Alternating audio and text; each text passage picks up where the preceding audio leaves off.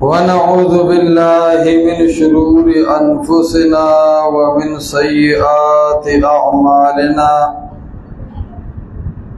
من يهده الله فلا مضل له ومن يضلل فلا هادي له وأشهد أن لا إله إلا الله وحده لا شريك له وأشهد أن محمدًا عبده ورسوله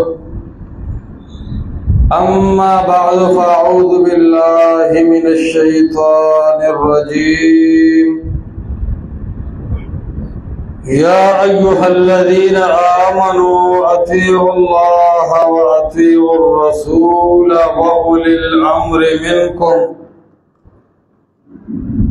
فإن تنازعتم في شيء فردوه إلى الله والرسول إن كنتم تؤمنون بالله واليوم الآخر ذلك خير وأحسن تأويلا وقال قائدنا الأعظم رسول الله صلى الله عليه وسلم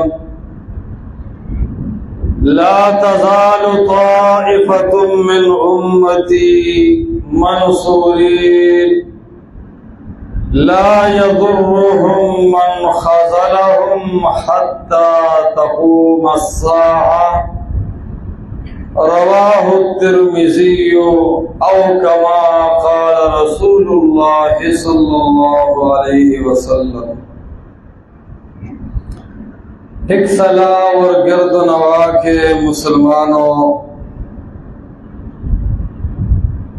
اور اسلام کے دعوے داروں، اللہ سبحانہ و تعالیٰ نے جب سیدنا آدم اور بی بی حوا کو آسمان اور جنت سے زمین کی طرف منتقل کیا تو اسی دوران اللہ سبحانہ و تعالیٰ نے ایک اعلان فرمایا جو قابل غور ہے۔ ہمارا رب تو وہ ذات ہے جس کی ہر لفظ قابل غور ہے اور ہر لفظ کے اندر ہزاروں ہیرے اور جواہرات پوشیدہ ہوتے ہیں، جس کی طرف اللہ سبحانہ و تعالیٰ اشارہ فرماتا ہے وَمَا يَذَّكَّرُ إِلَّا أُولُو الْأَلْبَابِ، اہل عقل اور اہل فہم اللہ کے ارشادات کو خوب سمجھتے ہیں۔ تو اللہ سبحانہ و تعالیٰ نے فرمایا فَإِمَّا يَأْتِيَنَّكُم مِّنِّي هُدًى، توجہ حاضر کرے، فرمایا اللہ نے فَإِمَّا يَأْتِيَنَّكُم مِّنِّي هُدًى، فَإِمَّا یہ امکان کے درجے میں ہے، علماء نحو سمجھتے ہیں یقینی بات نہیں، یہ اللہ سبحانہ و تعالیٰ کی عالی شان اور اونچے مرتبے کی وجہ سے اللہ نے بادشاہانہ انداز میں فرمایا فَإِمَّا يَأْتِيَنَّكُم مِّنِّي هُدًى، اے آدم اپنے اولاد کو اعلان کر کے فرمائیے اِمَّا يَأْتِيَنَّكُم مِّنِّي هُدًى، تمام بنی آدم کے لیے یہ اتفاقی اعلان ہے، اس میں کسی کا کوئی اختلاف نہیں۔ فَإِمَّا يَأْتِيَنَّكُم مِّنِّي هُدًى، اگر میری طرف سے آپ کو پیغام ہدایت پہنچ گیا تو قیامت کے دن کامیابی کا مدار کسی پارٹی پر نہیں ہوگا، کسی تنظیم پر بھی نہیں ہوگا، کسی جھنڈے، کسی تنظیم، کسی کی رائے، کسی امام کے پیچھے جانے، کسی پیر کے ساتھ بیعت کرنے پہ آخرت کی کامیابی موقوف نہیں، بلکہ فرمایا فمن تبع ہدایا، کامیاب کون ہوگا اور اہل حق کس طرح پہچانا جائے گا؟ یہ اصول اللہ سبحانہ و تعالیٰ نے اس آیت میں فرمایا فمن تبع ہدایا۔ من، علماء سمجھتے ہیں یہ نحو کے لحاظ سے من لفظاً مفرد ہے اور معنی عام ہے، فمن ہر کوئی ہو، مجتہد ہو یا مقلد ہو، عرب ہو یا عجم ہو، کالا ہو یا گورا ہو، فمن ہر وہ شخص تبع ہدایا جو کس کے پیغام کے پیچھے چلا، اونچے آواز سے فرمائیے، کس کے پیغام کے پیچھے چلا؟ اونچے آواز سے، کس کے پیچھے؟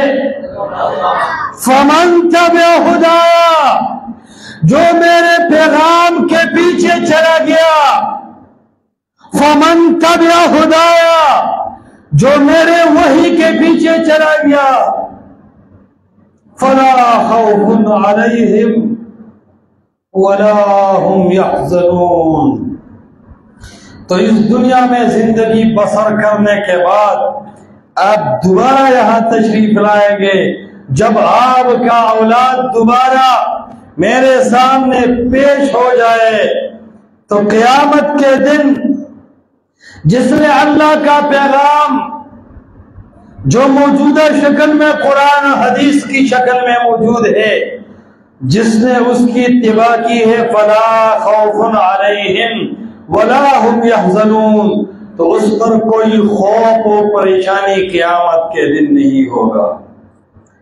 اللہ ہمیں قیامت کی کامیابی نصیب فرمائے، یہ سب سے اصل کامیابی ہے، اور اس کو اللہ نے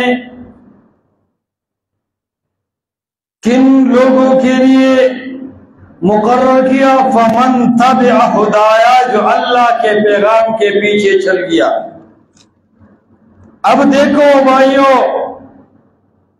دنیا میں لوگ ہدایت کے لیے مختلف آوازیں اٹھاتے ہیں، ہر کوئی کہتا ہے کہ میں کامیاب ہو جاؤں۔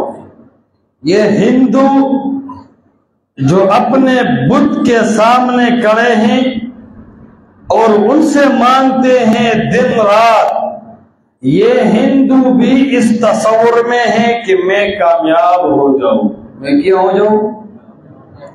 اس تصور میں یہ لوگ اس بت کے سامنے کھڑے ہیں اور اس کی پوچھتے ہیں۔ تو دنیا میں کامیابی کی طرف ہر کوئی اپنا قدم اٹھاتا ہے، لیکن اصول ہر کسی کا کامیابی کا نہیں۔ اصول میں ہماری بہت ایسی خرابیاں ہیں کہ ہم چاہتے ہیں کامیابی اور جاتے ہیں ناکامی کی طرف۔ اس لیے اللہ نے فرمایا فمن تبع ہدایا، جو اللہ کے پیغام کے پیچھے چلا گیا۔ اور اسی مضمون کو اللہ سبحانہ و تعالی نے اس انداز میں بھی فرمایا اتبعوا ما انزل الیکم من ربکم،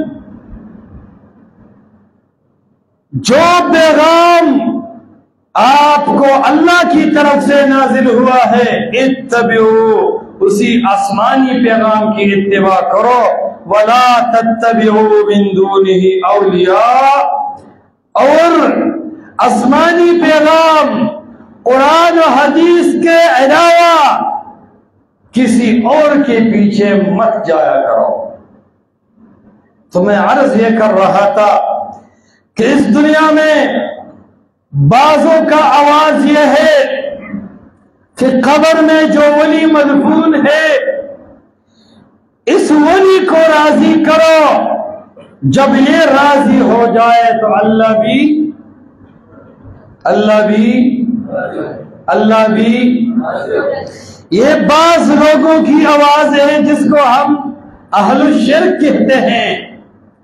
میں نے ان لوگوں میں بھی زندگی کے بہت ایام گزارے ہیں. نہیں سمجھتے ہم کہ یہ شرک ہے. ہم یہ سمجھتے تھے کہ یہ اولیاء اللہ کی تعظیم ہے. بس ہمارے آنکھوں اور کانوں اور دلوں پہ پردے تھے. نہیں سمجھتے تھے ہم کہ یہ شرک ہے. بلکہ جو لوگ غیر اللہ سے ماننے کو شرک کہا کرتے تھے تو ہم اس کو وہابی کہتے تھے. ہم اس کو اولیاء اللہ کے گستاخ سمجھتے تھے. آخر اللہ نے ہمارے ذہن کو کھول دیا کہ یہ قبروں میں جو مردے ہیں وہ تو اپنے لیے بھی کسی نفع و اختیار نقصان کی پوزیشن میں نہیں. جو اپنے لیے نفع و نقصان کی پوزیشن میں نہیں کہ وہ دوسروں کے لیے نفع و نقصان کا مالک بن سکتا ہے. جواب دے, کیا دوسروں کو نفع دے سکتا ہے؟ آخر ہم سمجھ گئے کہ یہ واقعی شرک ہے. تو یہ بعض لوگوں کی آواز ہے. قبروں کی پوجا, قبروں کے سامنے سجدے, قبروں پر چادریں چڑھانا اور اولیاء اللہ کے نام پہ نظریں ماننا, یہ بعض لوگوں کا کردار ہے. یہ حق سمجھتے ہیں. لیکن اللہ سبحانہ تعالیٰ نے فرمایا ان ہی الا اسماء سمیتموہا, یہ ساری کہانیاں آپ لوگوں نے خود گڑی ہے, بنائی ہے. ما انزل اللہ بہا من سلطان, اس پر اللہ نے کوئی دلیل نہیں بھیجی ہے. اشارہ ہے اس بات کی طرف بھائیوں کہ کام وہ ہوگا جس پہ اللہ کی طرف سے دلیل ہو. ما انزل اللہ بہا من سلطان, اور یہ علماء سمجھتے ہیں ما نافیہ ہے اور سلطان نکرہ ہے, اور علم معانی کا قانون ہے نکرہ جب نفی کے سیاق میں آ جائے ان النکرۃ تحت النفی تعم. منطقی علماء اس کو سالبہ کلیہ سے تعبیر کرتے ہیں. ما انزل اللہ بہا من سلطان, مشرک لوگ جو عمل کرتا ہے اللہ کی طرف سے کسی بھی نبی کی نبوت میں اس بات پر کوئی دلیل نہیں, لہذا اہل الشرک کے تمام اعمال باطل اور بے دلیل ہے. ہم سمجھ گئے کہ یہ تو ہماری غلطی ہے. اللہ نے تو اس سے منع فرمایا کیونکہ یہ ہمارے اور آپ کا عقیدہ ہے کہ ہمارا حاجت روا کون ہے, مشکل کی کشا کون ہے, بغیر اسباب ہر کسی کا سننے والا کون ہے, بیٹیاں دینے والا کون ہے, کشتیاں پار کرنے والا کون ہے. ما انزل اللہ بہا من سلطان. شیخ عبد القادر جیلانی کی پوجا کرنے میں, داتا گنج بخش کو آواز دینے میں اور علی حجویری کے بلانے پر اللہ نے کوئی دلیل پیش نہیں کی ہے, اللہ نے کوئی دلیل نازل نہیں کی ہے. ما انزل اللہ بہا من سلطان, یہ بے دلیل کہانیاں لوگوں نے بنائی ہے. تو ہم سمجھ گئے لیکن پھر بھی پریشان تھے کہ وہ راستہ ہمیں کہاں مل جائے جس راستے میں ندا و پکار صرف کس کو ہو. یہ راستہ ہمیں پھر بھی معلوم نہیں تھا. تو ہم نے دیوبندی مکتب فکر بریلویت سے آ کر دیوبندی مکتب فکر لوگوں میں زندگی گزارنا شروع کی. وہاں بھی جب عبارات دیکھی تو اہل قبور سے فیوز, استمداد من غیر اللہ, یہ سب کہانیاں وہاں بھی تھی. لوگوں نے کہا دیوبندی بھی دو قسم پر ہے، ایک ہے حیاتی، دوسرا ہے مماتی۔ تو حیاتی سے نکل کر ہم نے مماتیوں میں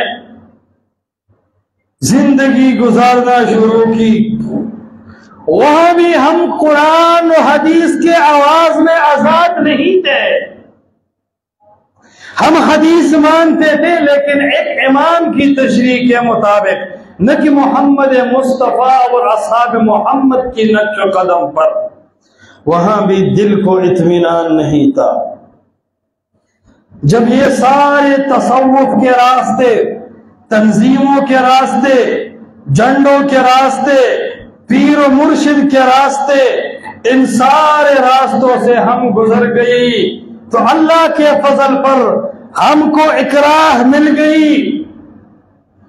اس راہ کو توحید سے تعبیر کیا جاتا ہے، ہر حوالے سے اللہ کو ایک ماننا، ذات کے حوالے سے بھی اللہ کو ایک ماننا، صفات کے حوالے سے بھی اللہ کو ایک ماننا، اور محمد رسول اللہ صلی اللہ علیہ وسلم کو اس کے ساتھ صفت رسالت میں کسی کو شریک کرنے نہ کرنے کا راستہ جب ہم نے معلوم کی تو الحمدللہ وہ راستہ ہے مسلک اہل الحدیث۔ یہ راستہ ہے، اور اہل الحدیث کی حقانیت کی سب سے بڑی دلیل یہ ہے کہ یہ واحد جماعت ہے، مسلمانوں کا واحد گروہ ہے، جو ہر جگہ ببانگ دہل اعلان کرتا ہے کہ حاجت روا، مشکل کشا صرف اور صرف ایک اللہ ہے۔ یہ ان لوگوں کی امتیاز ہے۔ بعض لوگ توحید کی آواز اٹھاتے ہیں، لیکن جب اسماء و صفات کا نمبر آتا ہے تو پھر ان لوگوں کو یہ پتہ بھی نہیں کہ اللہ کہاں موجود ہے۔ اتنی علم اور معلومات و مطالعے کے باوجود جب ہم اپنے علماء سے پوچھتے کہ اللہ کہاں ہے تو کبھی کبھی تو بعض کہتے تھے جو محقق تھے کہ نہ اوپر ہے نہ نیچے ہے، نہ یمین کو ہے نہ شمال کو ہے۔ یہ تو معدوم چیز ہے، گویا کہ نہیں ہے، یہ تو ملحدانہ نظر ہے۔ ان وجوہات کی وجہ سے الحاد پیدا ہوا کہ اللہ کسی ایک طرف بھی نہیں ہے تو شاید ہو بھی نہیں، موجود بھی نہیں ہو۔ اور بعض کہتے تھے اللہ ہر جگہ ہے، ہر کسی کے پاس الگ الگ ہے۔ تو ہم سمجھ گئے، اہل حدیث سے پوچھا، جب لوگوں سے پوچھتے اللہ کسی جگہ بھی نہیں تو ہم پوچھتے تھے دلیل، کہ یہ کس دلیل کے پیچھے آپ بول رہے ہو، تو وہ خاموش ہو جاتے۔ اور جو لوگ کہتے تھے کہ اللہ ہر جگہ ہے، جب ان سے دلیل کا مطالبہ کرتے تو وہ بھی غصہ ہو جاتے کہ دلیل تو نہ پوچھو۔ جب ہم نے اہل الحدیث سے پوچھا اللہ کہاں ہے، اور ہم تو پوچھتے تھے خدا کہاں ہے، تو سب سے پہلے انہوں نے لفظی اصلاح کی کہ خدا نہ کہو، اللہ خود فرماتا ہے اننی انا اللہ، میں اللہ ہوں۔ میں کیا ہوں؟ سارے بولو میں کیا ہوں؟ اننی انا اللہ، اللہ فرماتا ہے میں اللہ ہوں۔ خدا کبھی قرآن و حدیث میں استعمال شدہ لفظ نہیں ہے، نہ یہ عربی کا لفظ ہے۔ اننی انا اللہ، میں اللہ ہوں۔ تو ہم نے سب سے پہلے اللہ کا نام جب صحیح انداز سے سمجھ لیا تو اہل الحدیث سے سمجھا، اننی انا اللہ۔ اور پھر اس نے کہا کہ اللہ عرش کے اوپر ہے، تو ہم نے دلیل طلب کی تو انہوں نے اللہ کے کتاب سے فرمایا الرحمن علی العرش استوى، ہمارا رب رحمان ہے، علی العرش استوى، جو عرش کے اوپر اس نے برابری کی ہے۔ ماشاءاللہ۔ اور وضاحت کرو، اللہ وہ ذات ہے جس کے لیے ید بھی ثابت ہے، بل یداہ مبسوطتان، اللہ کے لیے ساق بھی ثابت ہے۔ یہ سب صفات جب ہم نے پہچان لیا تو ہمارا دل اس بات سے مطمئن ہوا کہ اس دنیا میں اگر اللہ کو جانتا ہے، اللہ کو صحیح طریقے سے پہچانتا ہے تو یہ لوگ اہل الحدیث ہے۔ یہ فخر کی بات ہے یا نہیں ہے؟ آپ فخر سمجھتے اس بات کو یا نہیں سمجھتے؟ اللہ کو جاننا، اللہ کی معرفت، یہ اہل الحدیث علماء کو اللہ نے دی ہے۔ اور پھر ہر شرک سے بغاوت کرنا، خواہ وہ قبر ہو، خواہ وہ نبی کی پوجا ہو یا ولی کی پوجا ہو یا زندہ کی ہو یا مردہ کی ہو، ان سب سے بغاوت اور ایک اللہ کی طرف ندا و پکار جو لوگ کرتے ہیں وہ لوگ اہل الحدیث ہے۔ ہمیں اس بات پر بہت خوشی ہوئی اور اس دن سے ہم مطمئن ہوئے کہ اہل الحدیث اہل حق ہے۔ اہل الحدیث کی حقانیت کی سب سے بڑی دلیل توحید ہے۔ کیا چیز ہے بھائی؟ اور توحید وہ چیز ہے جس کے بغیر جنت جانا مشکل ہے۔ کوئی جنت نہیں جا سکتا توحید کے بغیر۔ من يدعو مع اللہ الہا آخر لا برہان لہ بہ فانما حسابہ عند ربہ، جو اللہ کے علاوہ کسی اور کو پکارتا ہے اس کے لیے کوئی برہان نہیں ہے، کوئی دلیل نہیں ہے۔ اور صاف قرآن نے فیصلہ کیا ہے بھائیو، من یشرک باللہ فقد حرم اللہ علیہ الجنت ومأواہ النار، جس نے اللہ کے ساتھ شریک بنایا کسی کو بھی، چاہے نبی کو، چاہے ولی کو، پیر کو، امام کو، مجتہد کو، استاذ کو، کسی کو بھی شریک بنایا، فقد حرم اللہ علیہ الجنہ، اللہ نے اس پر جنت کو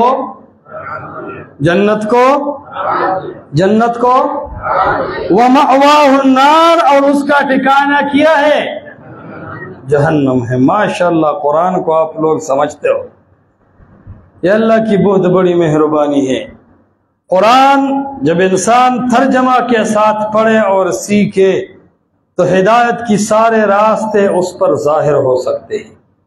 اور قرآن حدیث کے بغیر جتنا بھی کوئی مطالعہ کرے وہ ہدایت یافتہ نہیں بن سکتا۔ ہدایت قرآن و سنت، قرآن و حدیث میں ہے۔ تو میں یہ عرض کر رہا تھا کہ اہل الحدیث کی حقانیت کی سب سے بڑی دلیل اللہ پر غیرت کرنا ہے کہ وہ شرک نہیں کرتے، اور بلاتا ہے تو صرف ایک اللہ کو بلاتے۔ دوسری بات،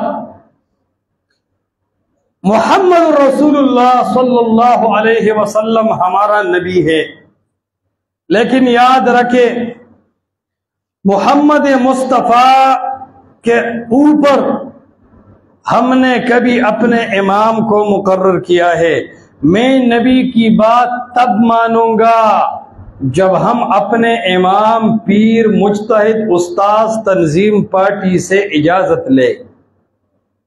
تو آپ لوگ ذرا سوچ کریں کہ ہم محمد کی بات تب مانیں گے جب ہمارا پیر، ہمارا امام اجازت دے۔ آپ ایمان سے کہہ دیے، جذباتی انداز سے نہیں، سوچ سمجھ کر مجھے جواب دے، کیا ہم نے محمد مصطفیٰ کو امام مانا؟ ہم فوراً رسول اللہ کی حدیث کو نہیں مانتے۔ کب مانیں گے؟ جب ہمارا امام اجازت دے۔ تو کیا ہم نے رسول اللہ کو امام مانا ہم نے؟ رسول اللہ کو امام وہ شخص جب رسول اللہ کے مقابلے میں رسول اللہ کو امام وہ شخص مانے گا جب محمد مصطفیٰ کے مقابلے میں تنظیم کی بات آئے۔ میرا ایمان ہے اللہ پر اور میرا ایمان ہے رسول اللہ صلی اللہ علیہ وسلم پر۔ جب عقیدے کی بات آتی ہے تو وہ غیر اللہ کو کہتے ہیں ارے میرے لیے کچھ کرو، ارے میرے لیے بیٹی بیٹیوں کی غم کرو، میری حاجات پورا کر، میری مشکلات دور فرمائے، انظر حالنا، ہمارے احوال کو دیکھو، ہماری مرادیں پوری کر۔ نام اللہ کا لیتا ہے اور مرادیں غیر اللہ سے پورے کرنے کی پوزیشن میں ہیں۔ ان لوگوں نے اللہ پر ایمان لایا، اور جو لوگ نام تو محمد رسول اللہ صلی اللہ علیہ وسلم کا لیتے ہیں، لیکن جب بات آتی ہے اطاعت کی تو کہتے ہیں ٹھیک ہے رسول اللہ نے تو یوں فرمائے ہیں، لیکن ہمارے مجتہد کے فقہ کا مفتابی قول کچھ یوں ہے، ہمارے استاذ نے تو کچھ یوں بھی فرمایا ہے۔ اب میں علمی انداز پہ نہیں جاتا کہ علماء نے کتابوں میں کس طرح اللہ کے پیغمبر کے حدیث کو رد کیا ہے اور اپنے قیاس کو لیا ہے۔ اگر میں ان مثالوں پہ شروع ہو جاؤں تو یہ گھنٹوں پہ یہ تقریر لمبی ہو جائے گی، لیکن بات ختم نہیں ہو جائے۔ لیکن یاد رکھنا، اہل الحدیث کی حقانیت کی دوسری دلیل یہ ہے کہ اہل الحدیث وہ لوگ ہیں جو محمد مصطفیٰ صلی اللہ علیہ وسلم کے فرمان کے مقابلے میں مجتہد سے بھی بغاوت کرتا ہے، استاد سے بھی بغاوت کرتا ہے، کتابوں سے بھی بغاوت کرتا ہے۔ ہمارا ایمان اللہ اور اللہ کے رسول پر ہے تو ہم بات بھی مانتا ہے اللہ کے اور اللہ کے رسول صلی اللہ علیہ وسلم کی۔ یہ ہماری زندگی کا اصل اساس و بنیادی طرز ہے بھائیوں، اس پر مطمئن رہو۔ ہم نے زندگی گزاری 50-60 سال کی، لیکن ہمیں اسلام اور مسلمان ہونے کا اصول بھی معلوم نہیں ہوا اور موت آیا تو ایک کامیاب زندگی ہے یا ناکام؟ یہ زندگی اللہ نے صرف دنیا کمانے کے لیے اور پیسہ کمانے کے لیے نہیں دی ہے۔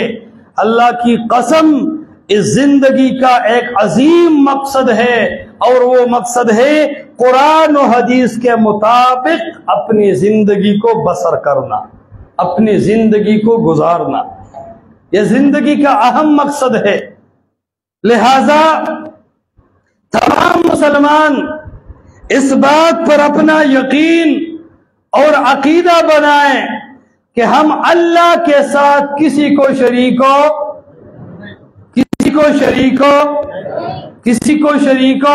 نہیں کرتے۔ یہ ہمارا عقیدہ ہوگا انشاءاللہ آج کے بعد کہ ہمارا حاجت روا کون ہوگا؟ پیچھے بیٹھے لوگ آواز نہیں دیتے۔ ہمارا مشکل کشا کون ہوگا؟ ہم اپنی چیخ و پکار کس کے سامنے کریں گے؟ ہم اپنے مرادیں کس کے سامنے ڈالیں گے؟ ہم حاجات، پریشانیوں اور ضروریات میں کسی کو پکاریں گے؟ یہ آج کے بعد ہمارا عقیدہ ہوگا۔ دوسری بات، آج کے بعد تمام مجتہدین، تمام ائمہ دین، تمام علماء اور اکابر سے اوپر مرتبہ ہمیں کس کا ہوگا؟ محمد رسول اللہ صلی اللہ علیہ وسلم کا۔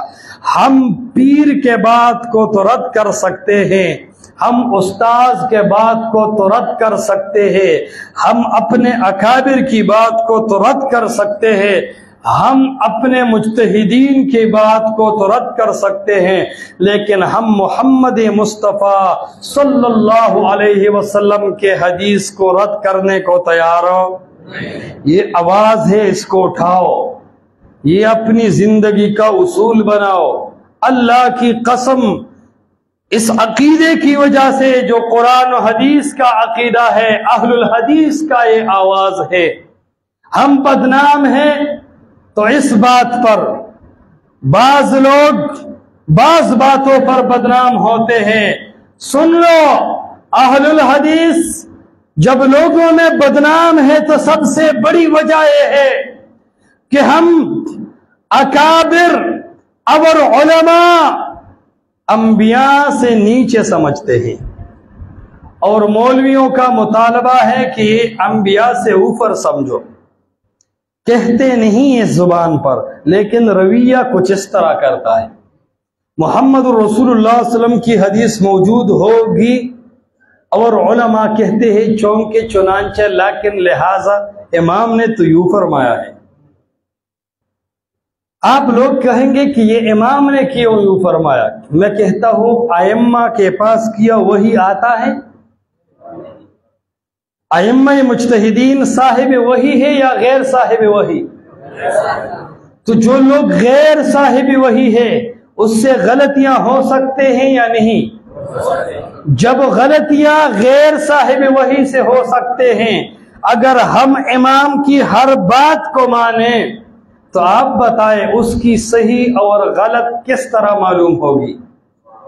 صاحب وحی تو ہے نہیں۔ انبیاء کی بات کو تو ہم کھول کر اس لیے مانتے ہیں کہ اس میں غلطی کا کوئی احتمال ہو۔ وما ينطق عن الهوى ان هو الا وحی یوحی، اس کا رابطہ تو رب کے ساتھ ہوتا ہے، رب کے کہنے پہ کہہ دیتا ہے۔ لیکن انبیاء کے علاوہ کوئی صاحب وحی نہیں۔ جب انبیاء کے علاوہ کوئی صاحب وحی نہیں تو انبیاء کے علاوہ کوئی بھی واجب الاتباع بھی نہیں۔ ہم کہتے ہیں امام کی بات پیغمبر کی حدیث پر پیش کرو، اگر امام کی بات محمد رسول اللہ کے حدیث کے مخالف نہ ہو تو مانو امام کی بات، اگر امام کی بات رسول اللہ کی حدیث کے مخالف ہو تو ہم کس کو مانیں گے؟ شوق سے بولے، کس کو مانیں گے؟ پھر تو آپ سب لوگ وہابی ہیں۔ ہمارا تو بس یہی اصول ہے، یہی دعویٰ ہے، مانو تو اللہ کی اور اللہ کی رسول کی۔ اللہ سبحانہ وتعالیٰ نے، میں نے جو آیت خطبہ میں تلاوت کی، اللہ نے اس میں یوں فرمایا ہے، یا ایھا الذین آمنوا، اے ایمان والو۔ دیوبندیوں بھی نہیں کہا، اہل حدیث بھی نہیں کہا، اور بریلویوں بھی نہیں کہا، شیعہ بھی نہیں کہا، یا ایھا الذین آمنوا، اے ایمان والو۔ معلوم ہوتا ہے کوئی ہر مکتب فکر ہو، اللہ اس کو جو اعلان کر دیتا ہے تو ان اصول کی کر دیتا ہے، یا ایھا الذین آمنوا اطیعوا اللہ واطیعوا الرسول، اللہ کی بات مانو، واطیعوا الرسول، اطیعوا اللہ، اطیعوا فرمایا یا نہیں فرمایا؟ واطیعوا الرسول، دوبارہ بھی اطیعوا فرمایا یا نہیں فرمایا؟ وَأُولِي الْأَمْرِ مِنْكُمْ، یہاں اطیعوا فرمایا؟ سوچ سے کام لو۔ ایک دفعہ فرمایا اطیعوا اللہ، کیا فرمایا؟ پیچھے سارے لوگ زور سے بولے، کیا فرمایا؟ پھر فرمایا اطیعوا الرسول، پھر فرمایا وَأُولِي الْأَمْرِ مِنْكُمْ، اطیعوا یہاں نہیں فرمایا۔ اس میں نکتہ ہے، اطیعوا اللہ، واجب الاتباع صرف اللہ ہے، اور پر منکرین حدیث پہ رد کرتے ہوئے فرمایا وَأَطِيعُوا الرَّسُولِ، کیونکہ منکرین حدیث کہتے ہیں کہ صرف اللہ کی مانو، کسی اور کی نہیں مانو۔ اللہ نے فرمایا اطیعوا، مستقل اطاعت اللہ کی ہے، وَأَطِيعُوا الرَّسُولِ، اور مستقل اطاعت محمد رسول اللہ کی بھی ہے۔ یہاں وہ حرف عطف لایا، علماء نحو سمجھتے ہیں عطف مقتضی المعایرت ہے، اللہ کی بات الگ ہے، محمد رسول اللہ کی بات الگ ہے، اللہ کی اتباع الگ چیز میں ہے جس کو قرآن کہتے ہیں، محمد رسول اللہ کی اتباع الگ چیز میں ہے جس کو حدیث کہتے ہیں۔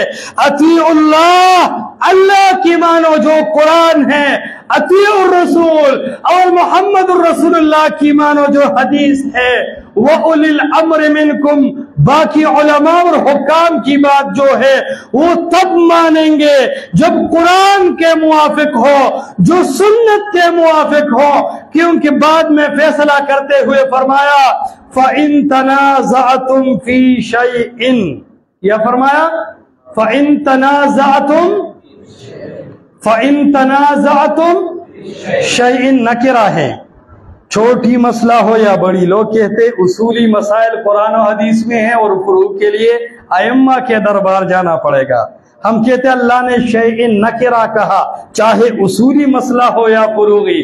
فَإِن تَنَازَعْتُمْ فِي شَيْءٍ، جو کوئی مسئلہ بھی ہو، فَرُدُّوهُ إِلَى اللَّهِ وَالرَّسُولِ، اس کو کس پر پیش کرو؟ فَرُدُّوهُ إِلَى اللَّهِ، اس کو اللہ کے سامنے پیش کر جو کہ کتاب اللہ ہے، والرسول محمد رسول اللہ پر پیش کر جو کہ حدیث نبوی ہے۔ یہاں اولی الامر فرمایا، آپ قرآن کھول لیں، اس آیت کو غور سے پڑھیں، پہلے اولی الامر فرمایا، یہاں نہیں فرمایا، یہاں صرف اطیعوا اللہ والرسول فرمایا۔ کیوں؟ عام اوقات میں ہر کسی کی بات مانو اور قرآن و سنت پر حرف کرو، لیکن جب مسئلہ اختلافی ہو جائے تو سن لینا، اللہ نے اعلان فرمایا ہے اپنی لا ریب کتاب میں، فَإِن تَنَازَعْتُمْ فِي شَيْءٍ فَرُدُّوهُ إِلَى اللَّهِ وَالرَّسُولِ، اختلافی مسائل اللہ اور اللہ کے رسول پر پیش کرو۔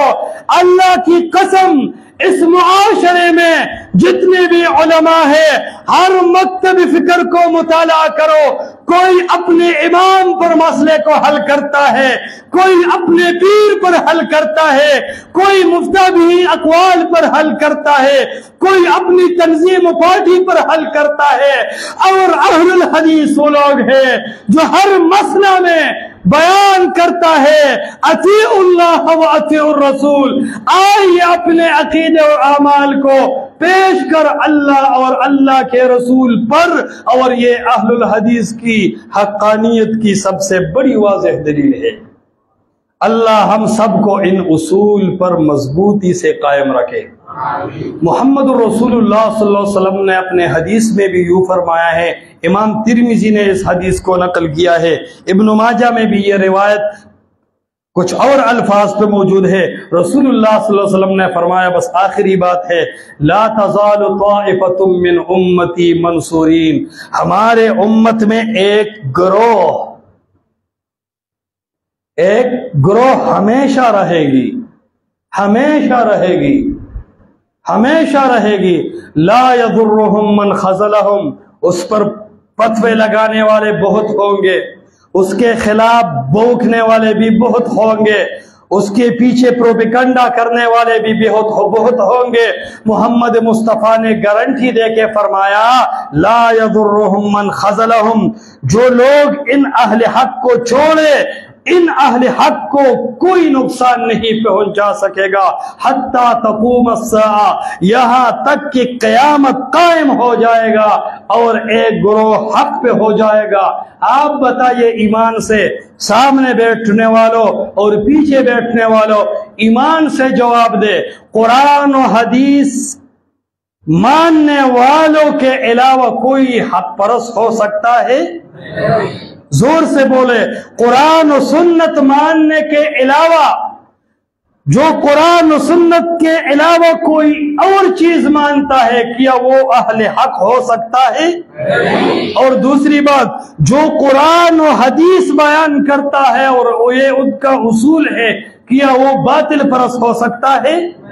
یہ اہل الحدیث کی حقانیت کی دلیل ہے۔ ہماری حقانیت کی یہ دلیل نہیں کہ ہم سعودی عرب سے متاثر ہے، نہیں جی، یہ دلیل نہیں کہ ہمارا امام مجتہد لوگوں میں مقبول ہے، نہیں، یہ بھی ہماری حقانیت کی دلیل نہیں کہ ہمارے فتاوی جات زیادہ ہیں، نہیں، یہ بھی ہماری دلیل نہیں کہ ہماری کثرت ہے، نہیں، ہماری کامیابی کی دلیل یہ ہے کہ ہمارا اصول ہے اطیعوا اللہ و اطیعوا الرسول۔ آپ کے علاقوں میں امن ہے۔ میں نے جب اعلان کیا کہ میں اہل الحدیث ہوں تو میرا ایک بہت بڑا مسجد تھا، لوگوں نے اس کو ختم کر دیا،